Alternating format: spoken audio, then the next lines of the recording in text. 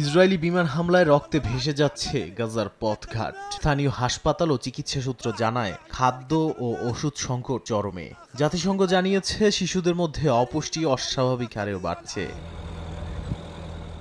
স্থানীয় মার্কিন রাজনীতিক স্যামি শিটস একে ভয়াবহ নৃশংসতা আখ্যা দিয়ে বলেন, হাসপাতাল উড়িয়ে দেয়া, সাংবাদিক ও উদ্ধারকর্মীদের হত্যা সবই গণহত্যার অংশ। তার দাবি, গত 2 বছরে 2 কোটি মানুষের ওপর ক্ষুধার কষাঘাতের পাশাপাশি ইসরায়েল হত্যা করেছে অন্তত 20,000 শিশু।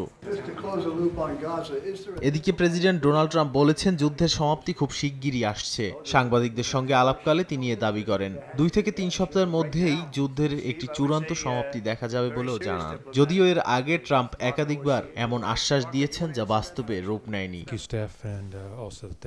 বিশ্লেষকরা বলছেন ট্রাম্প প্রশাসনের এ ধরনের ঘোষণার পেছনে মূল উদ্দেশ্য হচ্ছে যুক্তরাষ্ট্রের ভূমিকা আড়াল করা। কারণ গত 2 বছর ধরে ওয়াশিংটন ইসরায়েলকে বিলিয়ন ডলারের অস্ত্র ও কূটনৈতিক সমর্থন দিয়ে আসছে। মানবাধিকার সংগঠনগুলোর অভিযোগ, এসব সহায়তাই গাজায় চলমান গণহত্যাকে টিকিয়ে রেখেছে।